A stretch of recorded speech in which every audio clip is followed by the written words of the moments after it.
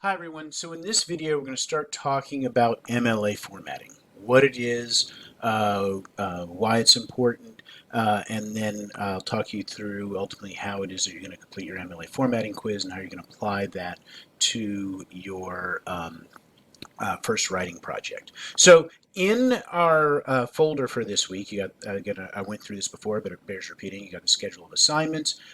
You've got the readings. Inside of the readings, you will find examples of MLA formatted essays here, so you can find that, and we'll go into that and look at that. But all of the documents that I'm going to show you in this video are available here on Blackboard. So the MLA formatted essays, the samples of how an MLA formatted essay is supposed to look, that's going to be here. This video, you're watching it, so you must have found that. Also, the video just giving a general explanation of what we need to do for this week, and then as well the assignments, where you're going to submit the first 200 words of your neighborhood writing project, as well as the full assignment, and also a folder in there containing your MLA formatting quiz. So just be aware that all of that information is going to be here. So in the readings folder, I've got the neighborhood writing project. We're not going to talk about that. If you have questions about that, you can look at the other video that I had posted from last week. And I'd also talked about that in class. But these two are what is important here, the MLA first page format and the sample MLA formatted essay. So let's look at the MLA first page format and talk about what it is we see here. So if you open up that document, you'll see this. And so MLA format has to do with where we are going to put things on the page. And the reason that this matters is that we want to put things in the place where other people are going to expect them to be, and that's what formatting is. Formatting takes all kinds of forms. I mean, realize that when you make a digital document, when Microsoft Word records copies something onto your drive, that's a format that it uses, right? It uses a particular format that Microsoft Word can then pick up on, right? When you make a video, it is stored in a particular format, and we have different names for those formats. Just like we have names for different pictures, you can record a picture in a particular. You can copy a picture in a particular format, JPEG or PNG. You have different formats that we save things in. And that means the computer goes, oh, this is in this particular format. I know what to do with it. I know how to get the information from that. And the same thing is going to happen when you are doing something in MLA format or any other type of format. We want to put information into a certain location so that anybody who looks at the document knows where to get what they're looking for. And one of the things you want to keep in mind about this is that there are all different kinds of formats that we might use. If you're taking other courses here at QCC and writing, you might be writing in what we call APA format. That's the American Psychological Association. They have their own format. And the reason they have their own format is that they might have different information that you want you to access, and everybody's used to finding that information in a certain place. So in English, we use what's called MLA format, the Modern Language Association. Now, you are most likely, unless you go on to further your studies in English, which most of you will not do, but you go to 102, but after that, most of you will probably be done with what you do in English.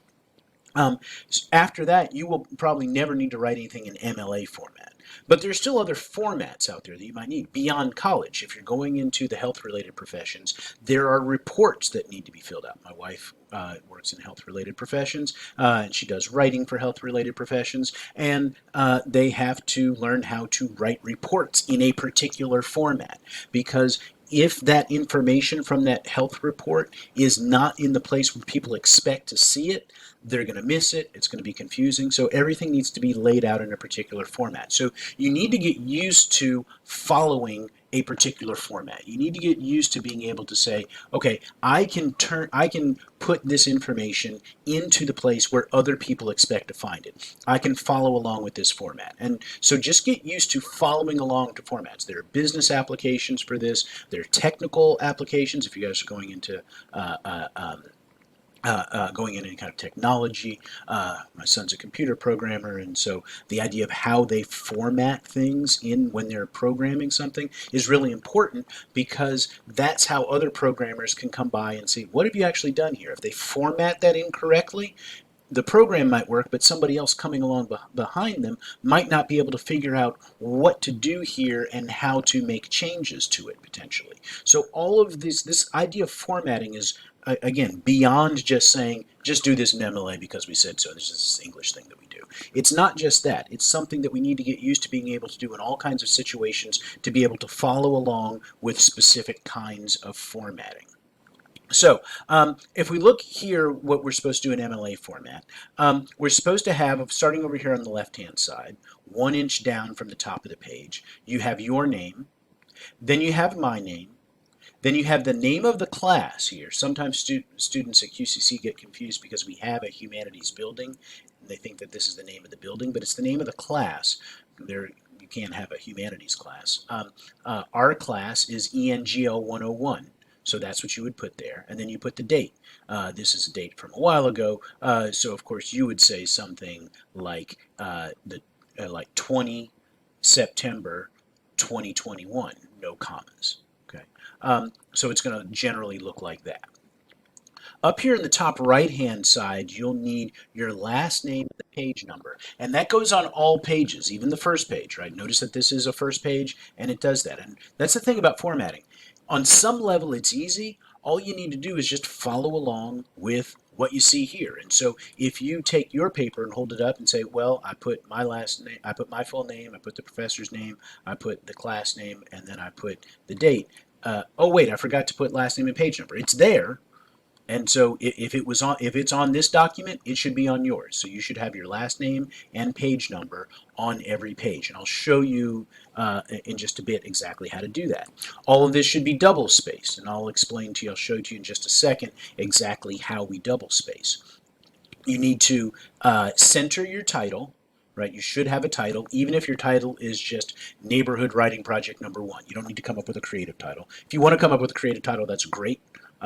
Something else about your neighborhood, or tell me about what's going on there. Thoughts about Bed-Stuy, or wherever it is that you live and what you want to discuss.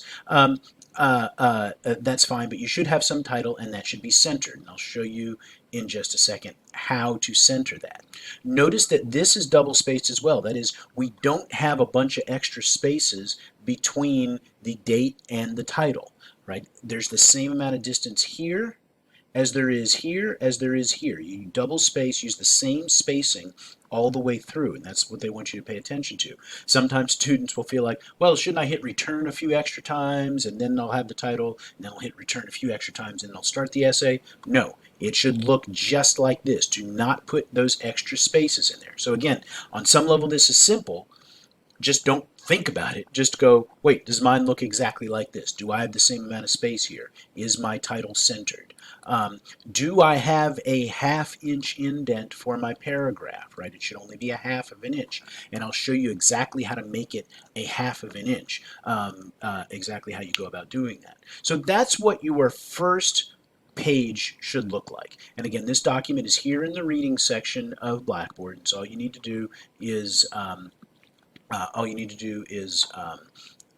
open that up, look at that, and then again in the next video I'll show you exactly how you go about actually doing that. So that's in general what we're going to be looking for MLA format. Look in the next video about specifically what we do in the word processing programs in order to make this happen.